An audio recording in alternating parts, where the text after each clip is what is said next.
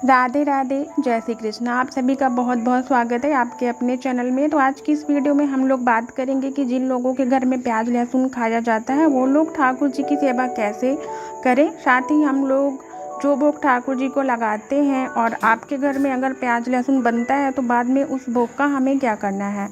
साथ ही हम ये भी जानेंगे कि जो जल हम ठाकुर जी के पास पीने के लिए रखते हैं उस जल का हमें क्या करना है। तो मैं आप लोगों को सबसे पहले बता दूं कि अगर आपके घर में प्याज लहसुन खाया जाता है तो आप बिल्कुल भी घबराए नहीं, क्योंकि फैमिली मेम्बर्स हैं, बहुत सारे लोग फैमिली में रहते हैं और सबकी अलग अलग चॉइस होती है। तो सभी लोग एक दूसरे के जैसे हों ऐसा पॉसिबल नहीं हो सकता है। और कई घरों में ऐसा होता है कि लेडीज़ नियम करना चाहती हैं लेकिन जेंट्स इतने सारे नियम को फॉलो नहीं कर पाते हैं। तो आप बिल्कुल भी परेशान मत होइए। तो चलिए मैं बताती हूँ कि अगर आपके घर में प्याज लहसुन बनता है तो आप ठाकुर जी को किस तरीके से भोग लगा सकते हैं। तो अगर आपके घर में दाल में प्याज लहसुन का तड़का लगता है, तो अगर आपने दाल बनाई है तो सबसे पहले आप थोड़ी सी दाल ठाकुर जी के लिए निकाल लीजिए और बाकी बाद की दाल में आप चाहें तो प्याज लहसुन का तड़का लगा सकते हैं। तो ये ठाकुर जी के लिए हमारी दाल हो गई। और आप दाल चपाती का भोग ठाकुर जी को लगा दीजिए, साथ में सलाद पापड़ जो भी है। तो बढ़िया से सिर्फ ठाकुर जी को आप जीरे और घी से तड़का लगाकर दाल और चपाती खिला सकते हैं। और साथ ही अगर आपके घर में प्याज लहसुन वाली सब्जी बनती है तो आप ठाकुर जी के लिए आलू को बॉयल कर सकते हैं और जीरे का तड़का देके इस टाइप से आप ठाकुर जी के लिए आलू का सूखा भुजिया बना सकते हैं और रोटी के साथ ठाकुर जी को भोग लगा सकते हैं। इसके अलावा हमारे जो ठाकुर जी हैं उन्हें दूध से बनी हुई चीज़ें जैसे कि माखन, मिश्री, छाछ, दही, ये सब चीज़ें बहुत पसंद होती हैं। तो आप ठाकुर जी को दही, मिश्री, दूध, मिश्री ये भोग भी लगा सकते हैं। इसके अलावा जैसे कि ड्राई फ्रूट्स, फल, मिठाई जो भी आपके घर में उपलब्ध है, इन सारी चीज़ों का आप भोग ठाकुर जी को लगा सकते हैं। और साथ ही हम सभी के घर में दूध सभी के घर में उपलब्ध होता है, तो आप ठाकुर जी को दूध में मिश्री या चीनी डाल के भी आप ठाकुर जी को भोग अर्पित कर सकते हैं। और जब भी आपके घर में कुछ मीठा बनता है जैसे कि खीर या हलवा, तो सबसे पहले आप ठाकुर जी के लिए अलग से भोग निकाल कर रख लीजिए और आप ठाकुर जी को भोग लगा सकते हैं। और सबसे ज़रूरी बात मैं आप लोग को बता दूं कि आपको ये गलती भूल कर भी नहीं करनी है। जैसे कि आपने ठाकुर जी को जो भोग लगाया है वो प्रसाद बन चुका है, तो आपका जो बाकी का खाना है वो सारे खाने में आपको ठाकुर जी का प्रसाद मिक्स नहीं करना है। ये गलती आपको भूल कर भी नहीं करना है। बहुत सारे भक्त कंफ्यूज हो जाते हैं कि क्या प्याज लहसुन वाले खाने में इस प्रसाद को मिक्स करें या नहीं। तो हमें ये प्याज लहसुन वाले खाने में ठाकुर जी का प्रसाद भूल कर भी मिक्स नहीं करना चाहिए। आपको ठाकुर जी का भोग है वो पूरे खाने में मिक्स नहीं करना है, क्योंकि बाकी सारे खाने में प्याज लहसुन मिक्स है। तो आप ऐसा कर सकते हैं कि आपने ठाकुर जी को जो भोग लगाया है उसका थोड़ा थोड़ा टुकड़ा घर के सभी सदस्यों में आप बांट दीजिए। तो इस तरीके से आप ठाकुर जी की बहुत आसान तरीके से सेवा कर सकते हैं। बस आपको कुछ चीज़ों को ध्यान में रखना है। और विशेष तौर पर आपको ये बात ज़रूर ध्यान में रखनी है कि अगर घर के किसी मेंबर ने नॉनवेज खाया है या उसने ड्रिंक या मदिरा पान किया है तो उसे ठाकुर जी का प्रसाद हमें नहीं देना है। इस बात को आपको ध्यान में रखना चाहिए।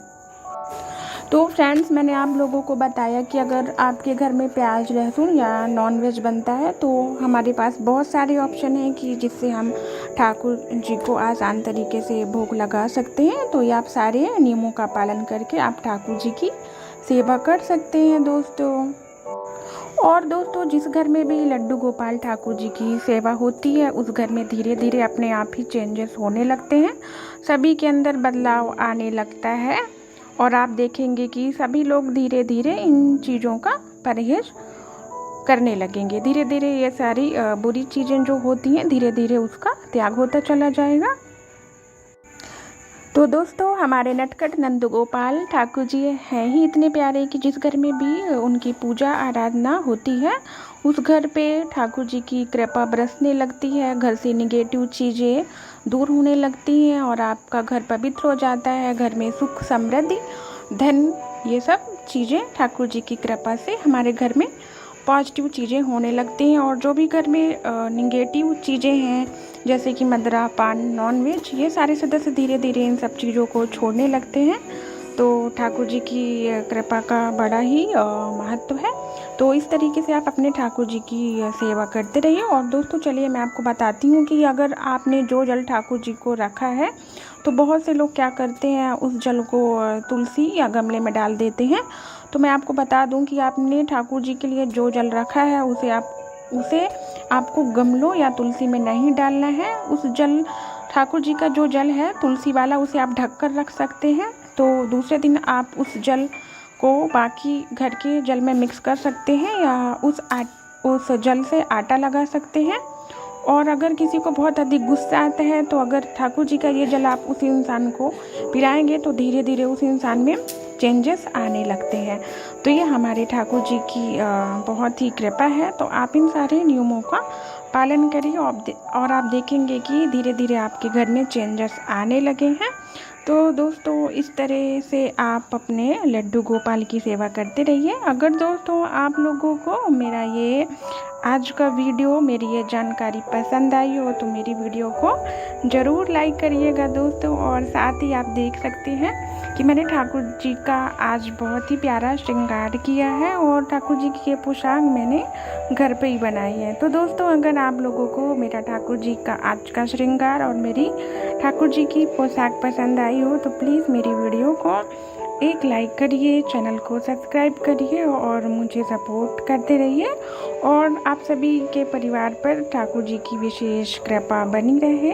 तो इस तरीके से आप अपने लड्डू गोपाल की सेवा करिए, उनके पसंद का बढ़िया बढ़िया सा भोग, प्रसाद, खीर, हलवा, ये सब ठाकुर जी को भोग लगा के खिलाइए और प्रॉपर से अपने ठाकुर जी का प्रॉपर स्नान, श्रृंगार, ये सारी सेवा करिए।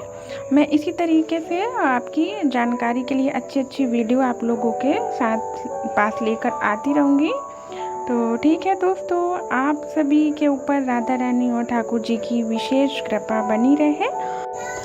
तो चलिए दोस्तों आगे मैं आप लोग को बताती हूँ कि आप ठाकुर जी को दोपहर के भोग कितने टाइम तक आपको ठाकुर जी का भोग लगा देना चाहिए। तो दोस्तों आपको ठाकुर जी का दोपहर का जो भोग है वो 12 बजे के अंदर प्रॉपर तरीके से आपको ठाकुर जी को दोपहर का भोग लगा देना है। और दोपहर के भोग में आप सिंपल सात्विक भोजन जैसे कि चावल, दाल, रोटी, सब्जी, खिचड़ी, इन सारी चीज़ों का भोग आप ठाकुर जी को लगा सकते हैं। तो आज के भोग में ठाकुर जी के लिए सिंपल घी वाली दाल है, चपाती है, आम है और ये आलू का भरता है। ये सारी चीज़ें मैंने अपने ठाकुर जी को भोग के लिए बनाया है। तो चलिए ठाकुर जी का भोग लगाते हैं। तो ठाकुर जी को आप भोग जब भी लगाते हैं तो भोग लगाने का आप या तो मंत्र बोल सकते हैं या कोई सुंदर सा भजन गुनगुनाकर ठाकुर जी को सुना सकते हैं। तो चलिए मैं ठाकुर जी को भोग लगा देती हूँ। आओ भोग लगाओ मेरे मोहने, आओ भोग लगाओ मेरे मोहने, कौन कहते हैं भगवान आते नहीं, तुम मेरा के जैसे बुलाते नहीं, कौन कहते हैं भगवान खाते नहीं, बेर शबरी के जैसे खिलाते नहीं। तो दोस्तों ठाकुर जी की सेवा करने के लिए आपका भाव शुद्ध होना चाहिए, मन निर्मल होना चाहिए, क्योंकि जब हमारा निर्मल शुद्ध होता है, भाव पवित्र होते हैं तो ठाकुर जी हमारी सेवा को ज़रूर स्वीकार करते हैं। तो एकदम छोटे बालक की तरह, जैसे कोई नन्हा सा छोटा सा घर का कोई बालक है तो ठाकुर जी की इसी तरह से सेवा करिए जैसे घर का कोई सबसे छोटा, सबसे प्यारा सदस्य है। बड़े प्यार से ठाकुर जी की सेवा करिए। तो चलिए ठाकुर जी को भोग लगा देते हैं। और ये देखिए हमारे ठाकुर जी बहुत ही प्यार से आज का भोजन कर रहे हैं। तो बस भगवान की भक्ति के लिए भाव की प्रधानता है, हमारा भाव पवित्र होना चाहिए। भगवान के लिए सभी बराबर होते हैं, अमीर, गरीब, निर्धन, धनी। तो बस अपने ठाकुर जी की अपने निश्चल मन से शुद्ध भावना से सेवा करते रहिए। तो ठाकुर जी का भोग 12 बजे के अंदर तक हमें लगा देना चाहिए, क्योंकि इसके बाद 12 से 4 का समय ठाकुर जी का विश्राम का होता है। तो चलिए मैं अपने लड्डू गोपाल को भोग लगा देती हूँ, इसके बाद मैं ठाकुर जी को शयन करा दूँगी। तो दोस्तों, अगर आप लोगों को मेरी आज की जानकारी अच्छी लगी हो तो प्लीज़ मेरी वीडियो को एक लाइक करिएगा, चैनल को सब्सक्राइब करिएगा। मैं आप लोगों से मिलूँगी अपनी अगली ब्लॉग में। तब तक के लिए आप सभी को राधे राधे, जय श्री कृष्णा। ठाकुर जी का आशीर्वाद और राधा रानी की विशेष कृपा आप सभी के परिवार पर बनी रहे। तो मैं मिलूँगी अपनी अगली वीडियो में। राधे राधे दोस्तों।